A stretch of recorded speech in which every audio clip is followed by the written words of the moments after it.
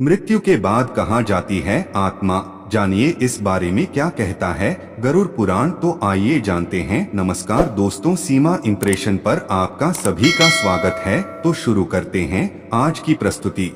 गरुड़ पुराण को सनातन धर्म में महापुराण माना गया है। इसमें जीवन, मृत्यु और मृत्यु के बाद तक की स्थितियों के बारे में बताया गया है। यहाँ जानिए आखिर मृत्यु के बाद आत्मा का क्या होता है। हम में से ज्यादातर लोगों ने बचपन में अपने बड़ों से सुना होगा कि अच्छे कर्म करने से स्वर्ग मिलता है और बुरे कर्म करने से नरक मिलता है। स्वर्ग में इंसान की आत्मा का भव्य स्वागत और सत्कार होता है, वहीं नरक में इंसान को अपने बुरे कर्मों की सजा को भोगना पड़ता है। स्वर्ग और नरक की बातों का जिक्र गरुड़ पुराण में भी किया गया है। गरुड़ पुराण को सनातन धर्म में महापुराण माना गया है। इस पुराण में भगवान विष्णु के वाहन गरुड़ और श्रीहरि की वार्तालाप के जरिए लोगों को जीवन जीने के सही तरीके, सदाचार, भक्ति, वैराग्य, यज्ञ, तप आदि के महत्व के बारे में बताया गया है। साथ ही कर्मों के हिसाब से स्वर्ग लोक और नरक लोक में जाने की बातों का भी जिक्र है। गरुड़ पुराण में जीवन, मृत्यु और मृत्यु के बाद तक की स्थितियों के बारे में बताया गया है।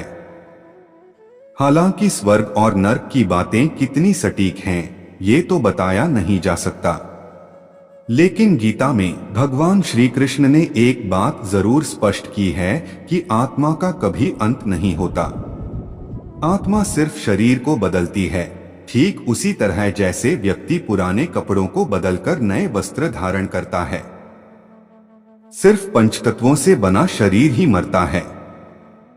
लेकिन ऐसे में एक सवाल सभी के ज़हन में उठता है कि अगर आत्मा मरती नहीं तो शरीर मृत होने के बाद वो जाती कहाँ है? कैसे उसे नया शरीर मिलता है?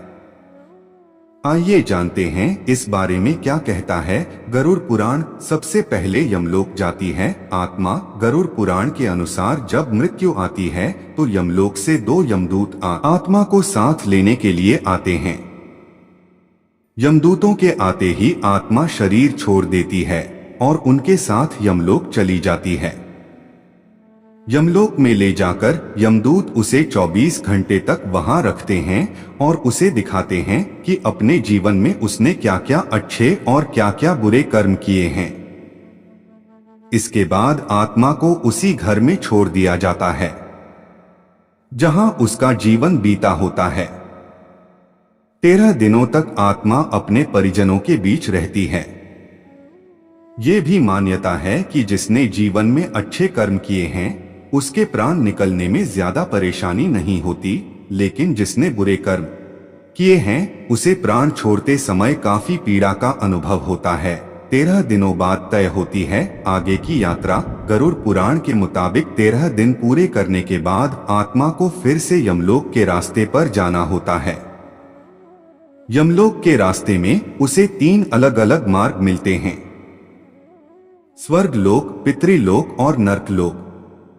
व्यक्ति के कर्मों के आधार पर यह निर्धारित किया जाता है कि उसे किस मार्ग पर भेजा जाएगा। पहला अर्ची मार्ग यानी देवलोक की यात्रा का मार्ग माना जाता है। दूसरा मार्ग धूम मार्ग, पितृलोक का मार्ग बताया गया है। और तीसरा मार्ग उत्पत्ति विनाश मार्ग, जो नरक की यात्रा के लिए होता है। अपने पाप और पुण्य को निर्धारित समय तक भोगने के बाद आत्मा को फिर से शरीर मिलता है।